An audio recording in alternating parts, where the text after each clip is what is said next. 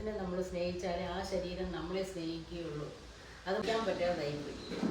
വെട്ടിൽ നിന്ന് എഴിക്കാൻ പറ്റാതെ ആയതിൻ്റെ ഇടതുകാലിൻ്റെ മുട്ട് ഇങ്ങനെ ബ്ലണ്ടായിരിക്കുകയാണ്. ഇങ്ങനെക്കാലം ഓപ്പറേഷൻ ചെയ്യണം, ഇടതുകാലം ഓപ്പറേഷൻ ചെയ്യണം. എനിക്ക് ഹാർട്ടോ ഇമ്മ്യൂൺ ഡിസീസ് ആണെന്നും അത് കാണിക്കാൻ വേണ്ടിയത് ഒരു ഡോക്ടറിൻ്റെ കടമയാണ്. ഇത് ഇതിനെ നിങ്ങൾ സ്നേഹിക്കുക. ബാക്കി ചെയ്തുകൊണ്ടിരിക്കുന്നത് കൂടെ നമ്മുടെ അസുഖത്തിനും ഫാറ്റി ലിവർ വരാനും ഒരു കാരണമാണ്. എടുക്കരുത്. എന്ത് അസുഖം വന്നാലും ഒരു നല്ല ഡോക്ടറെ പോയി കാണും. ഹായ്, ഇന്നത്തെ എൻ്റെ ഹോം ഡോക്സിലെ വീഡിയോ വന്ന് സെൽഫ് മെഡിസിൻ എടുത്തത് കൊണ്ട് എനിക്ക് എന്തൊക്കെ പ്രശ്നങ്ങൾ നടന്നുവെന്നും ഞാൻ അത് കാരണം എന്തൊക്കെ ഇങ്ങനെ രീതിയിൽ എൻ്റെ ലൈഫ് സ്റ്റൈൽ മാറി എന്ന് ഉള്ളതിനെ പറ്റിയൊക്കെയാണ് നിങ്ങൾക്ക് ഞാനിത് പറയാൻ പോകുന്നത്. ഇത് പറയുന്നത് കൊണ്ട് ഇത് എൻ്റെ സ്റ്റോറി പറഞ്ഞ് നിങ്ങളെ വിഷമിപ്പിക്കാനോ അങ്ങനെയുള്ള കാര്യത്തിനൊന്നും അല്ല. ഞാനിത് പറയുന്നത് ഇനി വരുന്ന തലമുറയെങ്കിലും, അതായത് ഇനി വരും കാലത്തിലുള്ള കുട്ടികളെങ്കിലും ഈ വീഡിയോ ഒന്ന് കാണണം. കാരണം ഈ വീഡിയോയിൽ ഞാൻ പറയുന്ന ഓരോ കാര്യങ്ങളും എൻ്റെ ജീവിതത്തിൽ നടന്ന സത്യങ്ങൾ മാത്രമാണ്. അപ്പം ഈ വീഡിയോ ഫുള്ളായിട്ട് കാണുക. ഞാൻ എൻ്റെ സ്റ്റോറി എങ്ങനെ സ്റ്റാർട്ട് ചെയ്യണമെന്ന് എനിക്ക് അറിഞ്ഞുകൂടാ. എന്നാലും ഞാൻ പറയാം. അതായത് ഒരു 35 ഇരിക്കുമ്പോൾ, എനിക്ക് ഒരു 35 വയസ്സിരിക്കുമ്പം എനിക്ക് സ്റ്റാർട്ട് ചെയ്തതാണ് ലെഗ് പെയിൻ. അങ്ങനെ ഫസ്റ്റ് ഞാൻ ലെഗ് പെയിൻ ആരംഭിച്ചപ്പോൾ ഞാൻ വന്ന് ഫസ്റ്റ് മെഡിക്കൽ സ്റ്റോറിൽ നിന്നൊക്കെ സെൽഫ് മെഡിസിൻ അങ്ങനെ വാങ്ങിച്ച് കഴിക്കും. അവർ ഈ പെയിനുള്ള മെഡിസിനൊക്കെ തരും.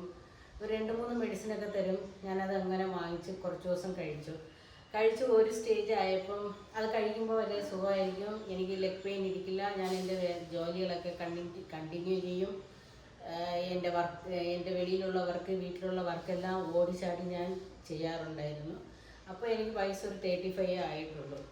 അപ്പോൾ അതിന് കഴിഞ്ഞ് ഞാനിങ്ങനെ ആയപ്പോൾ ഒരു സ്റ്റേജ് ആയപ്പം എനിക്ക് ഒട്ടും നടക്കാൻ പറ്റാതെ ഒരു സിറ്റുവേഷനിലായപ്പോൾ ആ മെഡിക്കൽ സ്റ്റോറുകാർ തന്നെ പറഞ്ഞു, നിങ്ങൾ വന്ന് ഹോസ്പിറ്റലിൽ കാണിച്ച് ഒരു എക്സ്റേ എടുത്ത് നോക്ക്, ഞാൻ ഇനി മെഡിസിൻ തരില്ല എന്ന് പറഞ്ഞു. ഞാൻ ചെയ്ത തെറ്റാണ്, മണ്ടത്തനമാണ്, ഭയങ്കരമായ മണ്ടത്തനമാണ്. പക്ഷേ എൻ്റെ ലൈഫ് സ്റ്റൈൽ അങ്ങനെ ആയിരുന്നു. കാരണം കുട്ടികൾക്ക് വേണ്ടിയും ബിസിനസ്സിന് വേണ്ടിയും കുട്ടികളെ പഠിപ്പിക്കാൻ വേണ്ടിയും ഇങ്ങനെ ഓടിയപ്പം ഞാൻ എന്നെയും എൻ്റെ ശരീരത്തിനെയും ഞാൻ ശ്രദ്ധിക്കാതെ വിട്ടു. അതുപോലെ ആരും ദയവ് ചെയ്ത് അങ്ങനെയുള്ള കാര്യങ്ങൾ ചെയ്യരുത്. കാരണം നമ്മളെ സ്നേഹിച്ചാലേ, നമ്മളെ ശരീരത്തിനെ നമ്മൾ സ്നേഹിച്ചാലേ ആ ശരീരം നമ്മളെ സ്നേഹിക്കുകയുള്ളൂ. അത് മനസ്സിലാക്കാൻ എനിക്കൊരു 10-15 വർഷമായി. അപ്പം ഞാൻ പെട്ടെന്ന് തന്നെ ഹോസ്പിറ്റലിൽ പോയി. ഞങ്ങളുടെ നാട്ടിലുള്ള ഒരു വലിയ ഹോസ്പിറ്റലിലാണ് പോയത്. അവിടെ പോയി ഞാൻ വന്ന് എക്സ്റേ എടുത്ത് നോക്കിയപ്പം എന്നിട്ട് പറഞ്ഞത് എന്താണെന്ന് വെച്ചാൽ, നിങ്ങളുടെ മുട്ട് തേഞ്ഞു പോയി. അതായത് നിങ്ങൾക്ക് വയസ്സ് വളരെ കുറവാണ്. പക്ഷേ നിങ്ങൾക്ക് വന്ന് ഒരു 80 വയസ്സായ ഒരു കിളവിക്ക് തേയുന്ന അത്രയ്ക്ക് നിങ്ങളുടെ മുട്ട് തേഞ്ഞു പോയി. ഈ വയസ്സിന് ഇത്രയ്ക്ക് തേയാൻ എന്താണ് കാരണം? ഇങ്ങനെയുള്ള റീസൺസ് ഒക്കെ എൻ്റെ അടുത്ത് ചോദിച്ചു. എനിക്കെങ്ങനെ അറിയാം? എനിക്ക് ഒരു റീസണും അറിയില്ല. പെട്ടെന്ന് ലെഗ് പെയിൻ വന്നു.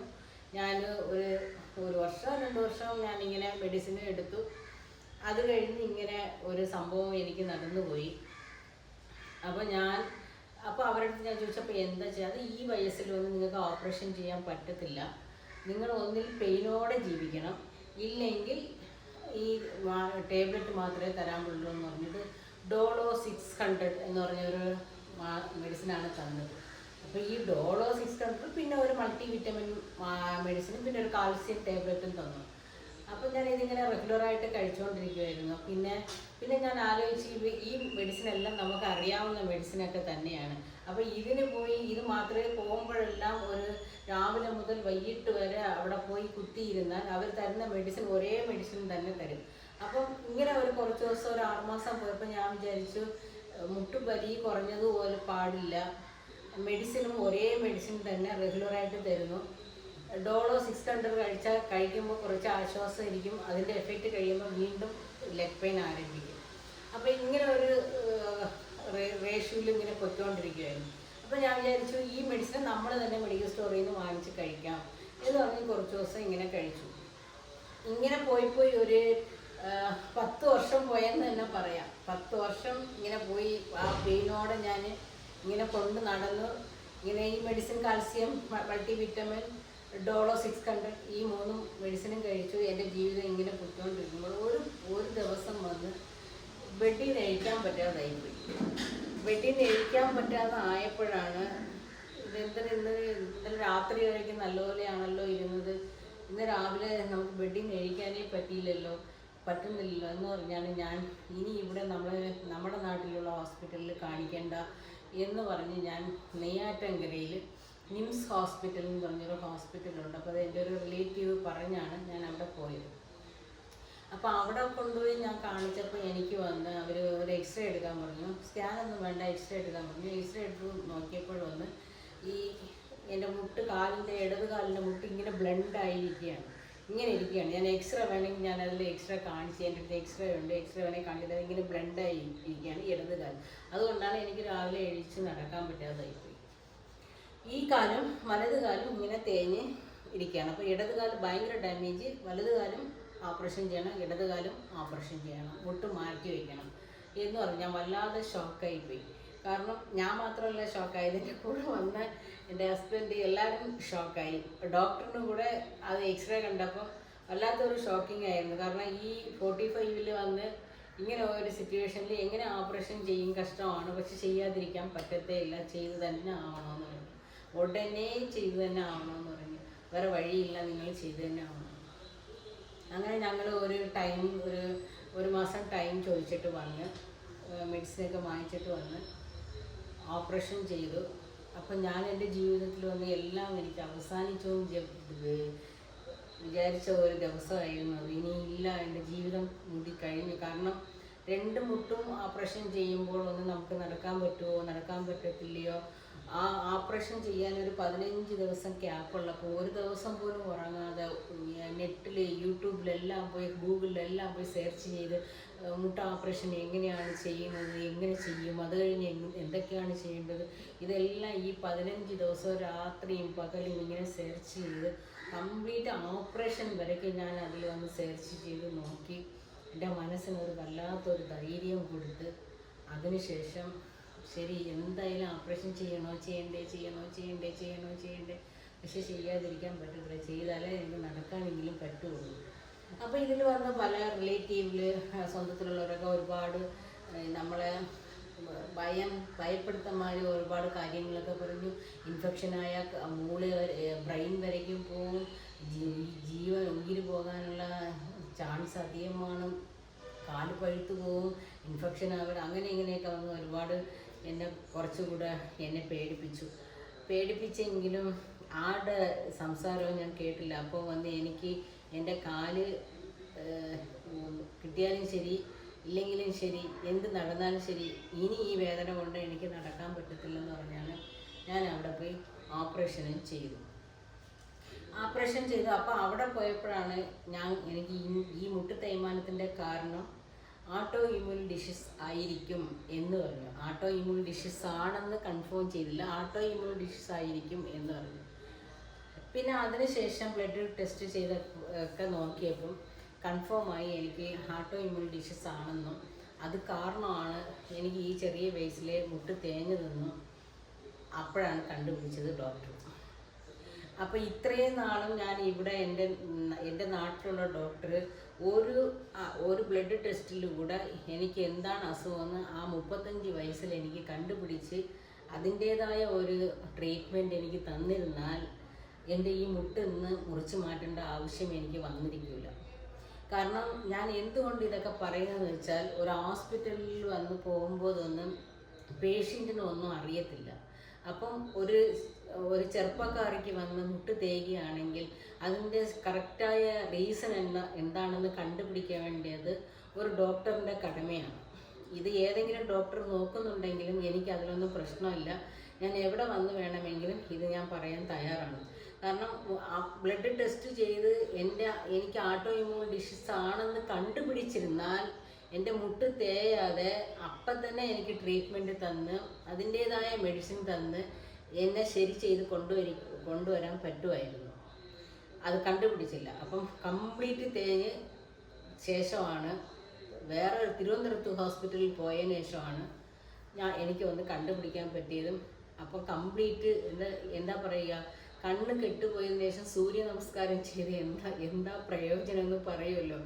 അതേമാതിരി എൻ്റെ കാലത്രയും തേഞ്ഞതിന് ശേഷം കണ്ടുപിടിച്ച് എന്താ പ്രയോജനം. ശരി, കണ്ടുപിടിച്ചു, ഓപ്പറേഷൻ ചെയ്തു. അത് കഴിഞ്ഞ് എൻ്റെ പ്രശ്നം തീർന്നില്ല. ആ ഓട്ടോ ഇമ്മ്യൂൺ ഡിഷസിൻ്റെ ഇത് വന്ന് എൻ്റെ വേറെയുള്ള ഇതുകളെ ഡാമേജ് ചെയ്യാൻ ആരംഭിച്ചിരിക്കുകയാണ്.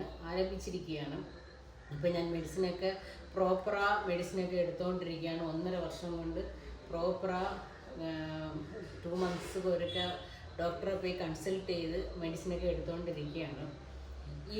അതായത് എന്താ പറയുക, ഞാൻ ശ്രദ്ധിച്ചില്ല.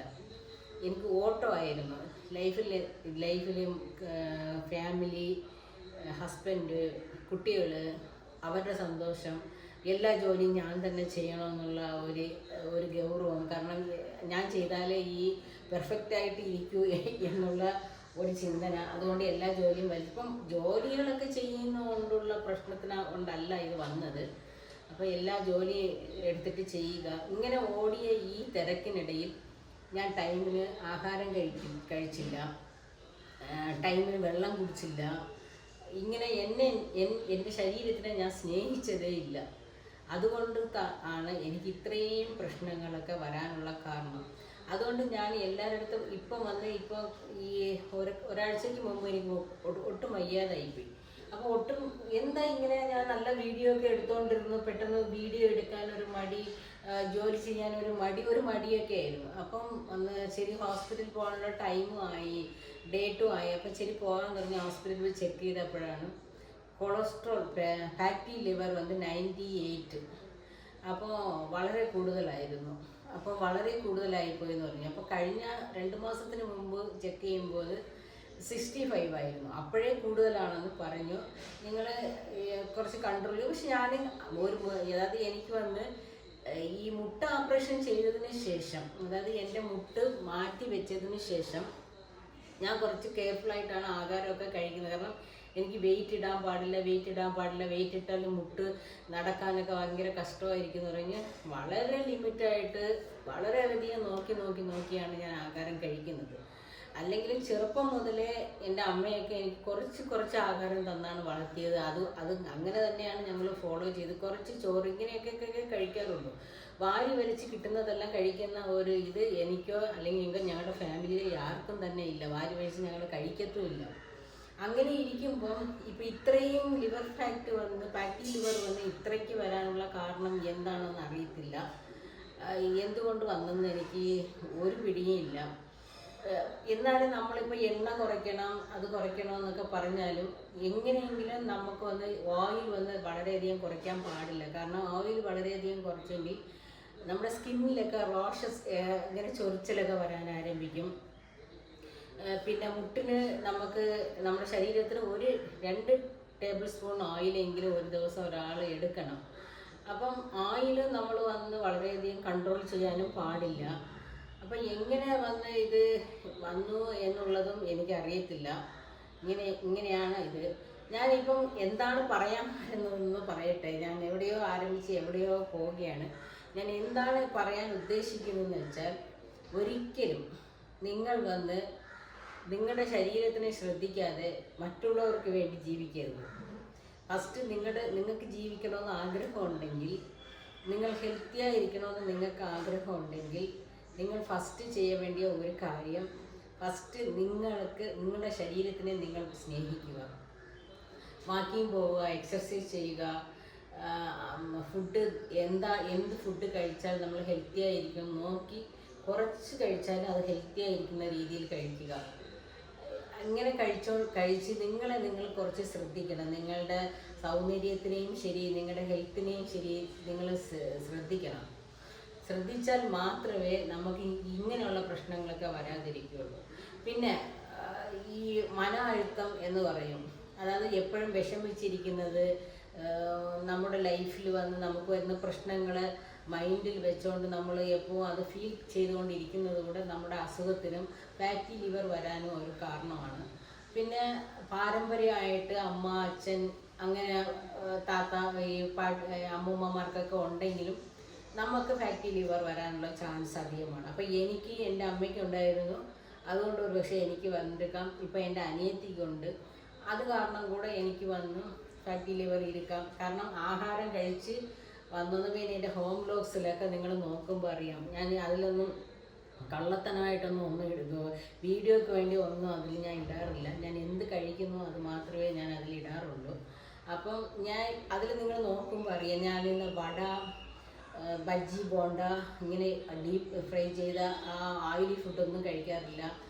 ബേക്കറി ഏരിയകളെ ഞാൻ പോകാറില്ല, ബേക്കറി ഐറ്റം വാങ്ങിക്കാറേ ഇല്ല. ഫ്രൂട്ട്സ് കഴിക്കാം, എന്തെങ്കിലും സ്നാക്സ് കഴിക്കണമെന്ന് തോന്നിയാൽ ഞാൻ ഫ്രൂട്ട്സ് കഴിക്കും. പിന്നെ ഞാൻ ചെയ്ത ഒരു തെറ്റ് എന്താണെന്ന് വെച്ചാൽ, ഈ പാലെന്ന് വെച്ചാൽ കാപ്പി, രാവിലെ ഒരു കാപ്പി കുടിക്കും, ഒരു 11 മണിക്ക് ഒരു കാപ്പി കുടിക്കും, പിന്നെ വൈകിട്ട് ഒരു കാപ്പി കുടിക്കും. ഇപ്പം ഈ ഫാറ്റി ലിവർ എന്ന് പറഞ്ഞപ്പം അത് ഞാൻ സ്റ്റോപ്പ് ചെയ്തു. കാരണം ഞാൻ വന്ന് ആഗ്രഹിച്ച് കുടിക്കുന്ന ഒരു സാധനം രാവിലെ വന്ന് നമ്മൾ അത്രയ്ക്ക് എല്ലാ പണിയും ചെയ്യണമെങ്കിൽ നമ്മൾ വന്ന് ഒരു നല്ലൊരു മൂഡ് വരണം. അപ്പോൾ ആ മൂഡിന് വേണ്ടി നമ്മൾ ഫസ്റ്റ് നമ്മൾ കഴിക്കുന്ന ഒരു സാധനം വന്ന് കാപ്പിയാണ്. അതും ഇപ്പോൾ സ്റ്റോപ്പായി. ഇന്നെല്ലാം കാപ്പിയെ കുടിച്ചില്ല, വെറും ചൂടുവെള്ളമാണ് രാവിലെ കുടിച്ചത്.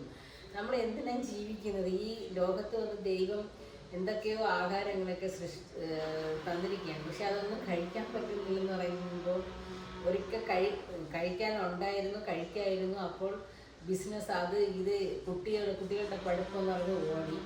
ഇപ്പം വീട്ടിലിരുന്ന് എല്ലാം ശരിയായപ്പോൾ വീട്ടിലിരുന്ന് കുറച്ച് ആഹാരം ആവശ്യത്തിനുള്ള ആഹാരമെങ്കിലും കഴിക്കാമെന്ന് വിചാരിച്ചാൽ കഴിക്കാനുള്ള ഭാഗ്യമില്ല. എന്താ പറയുക? അപ്പം അതുകൊണ്ട് നിങ്ങൾ എപ്പോഴും നിങ്ങളുടെ ശരീരത്തിനെ വളരെയധികം സൂക്ഷിക്കുക, ശ്രദ്ധിക്കുക, സെൽഫ് മെഡിസിൻ എടുക്കാതിരിക്കുക. ദയവുചെയ്ത് ഞാൻ നിങ്ങളുടെ അടുത്തൊക്കെ പറയുകയാണ്, സെൽഫ് മെഡിസിൻ എടുക്കരുത്. എന്ത് അസുഖം വന്നാലും ഒരു നല്ല ഡോക്ടറെ പോയി കാണുക. അതുമാത്രമല്ല, ഒരു ഡോക്ടറുടെ അടുത്ത് കണ്ടിട്ട് അങ്ങനെ വിടാതെ വേറെയും ഒരു ഡോക്ടറിൻ്റെ അടുത്ത് പോയി നിങ്ങൾ കൺസൾട്ട് ചെയ്യുക. അതുപോലെ ബ്ലഡ് ടെസ്റ്റ് കൂടെ അങ്ങനെ തന്നെ. ഇപ്പോൾ ഒരിടത്ത് ബ്ലഡ് ടെസ്റ്റ് നിങ്ങൾക്ക് തൃപ്തിയായില്ലെങ്കിൽ വേറൊരിടത്ത് പോയി ബ്ലഡ് ടെസ്റ്റ് കൂടെ നിങ്ങൾ എടുത്ത് നോക്കുക. ഇത്രയൊക്കെ ഉള്ളൂ. ഈ മുട്ട് ഇത് ലെഫ്റ്റ് ഇത് ഇങ്ങനെ ബ്ലെൻഡായി ഇവിടെ അത്രയും തേഞ്ഞു പോയി, കാണാൻ വേണ്ടി കണ്ടില്ലേ? ഇവിടെയൊക്കെ ഉടഞ്ഞ് എടുത്ത് ഇങ്ങനെ ഇരിക്കുകയാണ്. ലെഫ്റ്റിലൊന്നും ഇവിടെ ഒന്നും ഇല്ലാതിരിക്കുകയാണ്. ഇത് ഈ റീപ്ലേസ്മെൻറ്റ് നടക്കുന്നതിന് മുമ്പുള്ള എക്സ്റേ ആണ്. ഇപ്പോൾ എനിക്ക് മാറ്റി വെച്ചിരിക്കുന്നത് ഞാൻ എന്താണെന്ന് കാണിക്കാം. ഇപ്പോൾ ഇതാണ്, ഇത് ലെഫ്റ്റ് ലെഗാണ്. ഇതിൽ നോക്കി അറിയാം എൻ്റെ ഏജ് എന്താണെന്ന് ഞാൻ ഇതിലിട്ടിട്ടില്ല. ഏജൊക്കെ ഇതിലേ ഉണ്ട്. ഇത് ഈ ഓപ്പറേഷൻ ചെയ്യാനുള്ള വയസ്സൊന്നും അല്ല, പക്ഷെ ചെയ്തു. കണ്ടതാ, ഇതാണ് മാറ്റി വെച്ചിരിക്കുന്നത്. ഈ സെക്ഷനില്ലേ, ഇതാണ് ഇപ്പം മാറ്റി വെച്ചിരിക്കുന്നത്. ഇത് രണ്ടും ഇവിടുത്തെ ഫുള്ളാக കട്ട് ചെയ്തിട്ട് ഇത് ഫുള്ളായി എടുത്തിട്ടാണ് ഇപ്പോൾ ഇത് മാറ്റി വെച്ചിരിക്കുന്നത്. ഇത് ലെഫ്റ്റ്, ഇത് റൈറ്റ്. കണ്ടില്ലേ? ഇത് റൈറ്റ്. ഇതാണ് മാറ്റി വെച്ചിരിക്കുന്നത്. ഞാൻ എന്തുകൊണ്ട് ഇതൊക്കെ കാണിക്കുന്നതെന്ന് വെച്ചാൽ, ഞാനിപ്പോൾ ഒരു ഫംഗ്ഷനും പോകാറില്ല. ഞാൻ നിങ്ങൾക്ക് അന്നൊക്കെ പറഞ്ഞില്ല, ഞാനിപ്പോൾ ഒരു ഫംഗ്ഷനും പോകാറില്ല. എനിക്കിപ്പം ഒരു കടയിൽ പർച്ചേസ് ചെയ്യാൻ പോകുമ്പോൾ കൂടെ എൻ്റെ വാക്കിങ്ങിൽ നിറയെ ഡിഫറൻസ് ഉണ്ട്. അതായത് ഞാനിപ്പോൾ ഇങ്ങനെ സ്റ്റെപ്പ് ഏറുന്നെങ്കിൽ ഇങ്ങനെ സ്റ്റെപ്പ് ഏറിയിട്ട് ഇങ്ങനെ കാലെടുത്തെടുത്ത് വെച്ചിട്ട് നോക്കുമ്പോൾ ആൾക്കാരൊക്കെ ഒരുമാതിരി നോക്കുന്നുണ്ട്. എനിക്കത് ഒരുമാതിരി ഫീലാവുകയാണ്. കാരണം ഞാൻ വളരെയധികം ജാളിയായിട്ട് അങ്ങനെ നടന്ന ഒരു ആളാണ്. അപ്പം ഓടിച്ചാടി ജോലി ചെയ്ത് സ്റ്റെപ്പ് പടപെടാന്ന് സ്റ്റെപ്പ് ഏറി ഇറങ്ങി ഇങ്ങനെയൊക്കെ ജോലി ചെയ്യുന്ന ഒരു പാർട്ടിയായിരുന്നു. അപ്പം അങ്ങനെ ഇരിക്കുമ്പം പെട്ടെന്ന് നമുക്കറിയാവുന്ന ആൾക്കാർക്കൊക്കെ ഇവർക്ക് എന്ത് പറ്റിയെന്ന് നോക്കുന്ന രീതിയിൽ ആ കാല് ഇതാകുമ്പോൾ എനിക്ക് വളരെ കഷ്ടമാണ്. പക്ഷേ ഇന്ന് ഞാൻ നടക്കുന്നുണ്ട്, എല്ലാം ചെയ്യുന്നുണ്ട്. എന്നാലും എൻ്റെ മനസ്സ് വളരെയധികം വേദനയിലാണ്. ഇതുപോലുള്ള സംഭവങ്ങളൊന്നും ഈ നാട്ടിൽ ഒരുത്തർക്കും വരരുതെന്നാണ് ഞാൻ വിചാരിക്കുന്നത്. പ്രത്യേകിച്ച് ന്യൂ ജനറേഷൻ പിന്നെ ഈ ആട്ടോ ഇമ്യൂൺ ഡിഷസ് എന്തുകൊണ്ടാണ് വരുന്നത് എന്നുള്ളത് ഞാൻ പറയാം.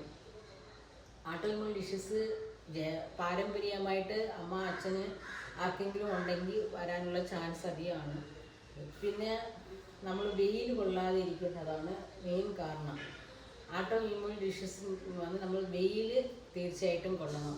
ആട്ടോ ഇമ്യൂൺ ഡിഷസ് എന്ന് പറഞ്ഞാൽ എന്താണെന്ന് ചോദിച്ചാൽ നമ്മുടെ വെള്ള അണുക്കൾ തന്നെ നമ്മുടെ ശരീരത്തിന് എതിരായിട്ട് നമുക്ക് ജോലി ചെയ്യും.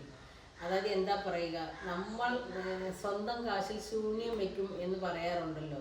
അതേമാതിരി നമ്മുടെ നോയി എതിർപ്പ് ശക്തി, അതായത് അസുഖം വരുമ്പോൾ നമ്മളെ എതിർക്കാനുള്ള ശക്തി നമ്മുടെ ശരീരത്തിലുള്ള വെള്ള അണുവിനാണ് ഉള്ളത്.